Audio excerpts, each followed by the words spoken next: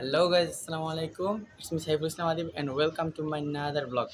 Guys, আজকের ব্লগটা হলো আমার যে বাসাদের যে ছাদ, আমাদের ছাদের বাগান নিয়ে। আজকে আমরা কথা বলবো আমাদের বাসায় যে ফলের গাছ এবং বিভিন্ন সবজির গাছ হয়েছে সেগুলো নিয়ে। তো আসুন আমাদের বাগানের কাছে আমরা যাই। আসুন, প্রথমে প্রথমে আপনাদেরকে আমরা দেখাবো সাম্মাম গাছ। দেখেন এইখানে, ঠিক এই জায়গাটায় আমাদের এই যে গাছগুলো দেখতে পাচ্ছেন, এগুলো হলো সব সাম্মামের গাছ। এখানে যদি একটু কাছে আসে যাওয়া যায়, দেখতে পাবেন আমাদের কত বড় সাইজের একটা সাম্মাম ধরেছে এবং তার সাথে নিচেও একটা সাম্মাম গাছ রয়েছে। দেখতে পাচ্ছেন সামনের পথ বড় কথা, সামনের বড় কথা। এই দেখতে পাচ্ছেন আমাদের এই গাছে কত সুন্দর সাম্মাম ধরেছে দুটো। তারপরে এইখানে আছে পেঁপে গাছ। তারপরে এই পেঁপে গাছগুলো এখনো ছোট।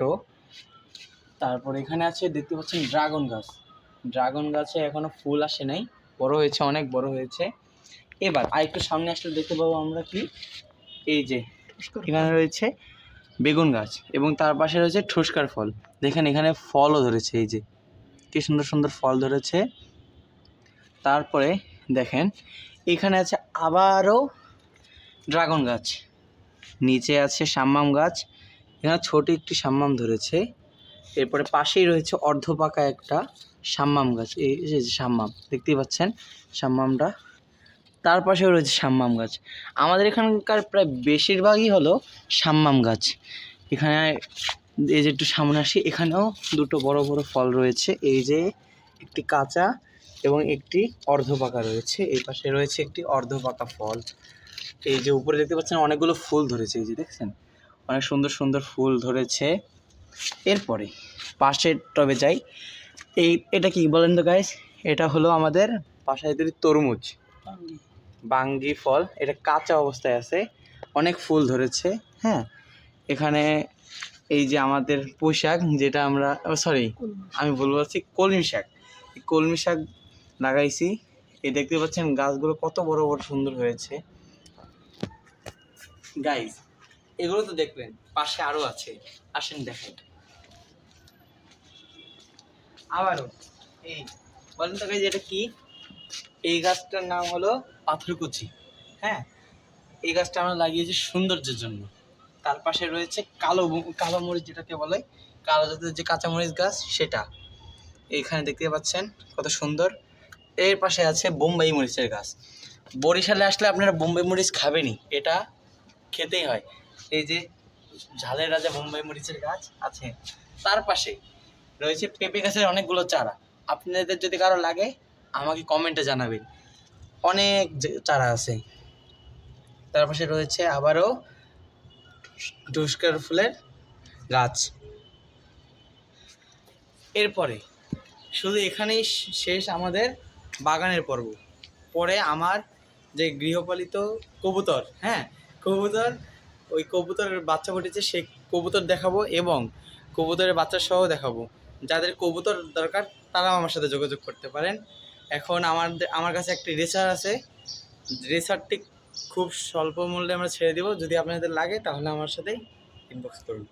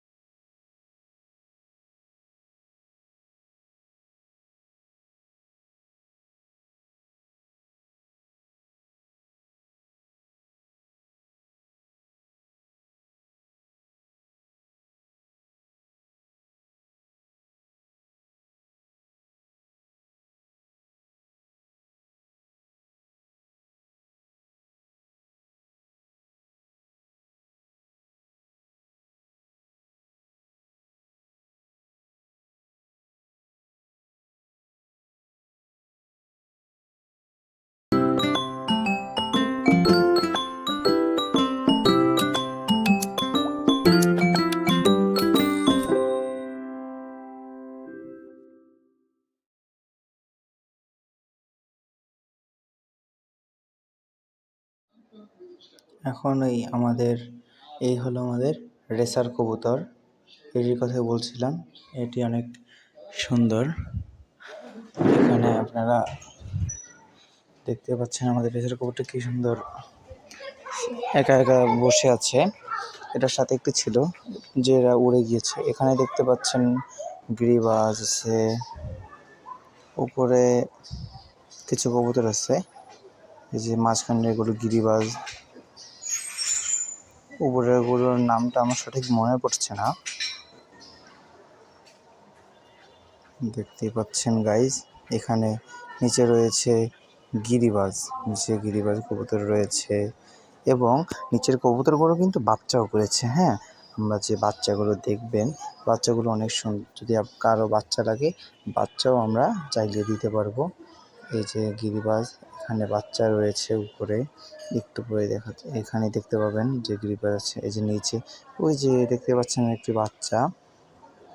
এগুলো সদ্য কিছুদিন আগে ফুটেছে। মোটামুটি বাচ্চাটার কালার সাদা এবং ব্ল্যাক কম্বিনেশন হবে। এখানে দেখতে পাচ্ছেন যে মহিলা কবুতরটি, আর পাশে রয়েছে পুরুষ কবুতরটি। এই যে হ্যাঁ, এই পাশে রয়েছে পুরুষ কবুতরটি। সো কথা বাড়াবো না, এইভাবে বলে নিই যে এখানে যে কবুতরগুলো যদি আপনারা নিতে চান তাহলে ফটাফট আমার সাথে যোগাযোগ করবেন। এই যে গিরিবাজ এখানে রয়েছে, ওই যে ভিতরে তার বাচ্চা রয়েছে, এই বাচ্চাটাও চাইলে নিতে পারেন। এখানে অনেক সুন্দর সুন্দর আছে কবুতর। এখানে আমরা আপনাদের পুরোটাই সেল করব, মানে এই জোড়া বাদে নিচের এই রেসারটিও আমরা বিক্রি করব এবং উপরে যে গিরিবাজগুলো দেখেছেন সেগুলো বিক্রি করতে হবে। রেসারটি নিতে চাইলে এবং উপরে গিরিবাজের বাচ্চা নিতে চাইলেও আমাদের সাথে যোগাযোগ করুন।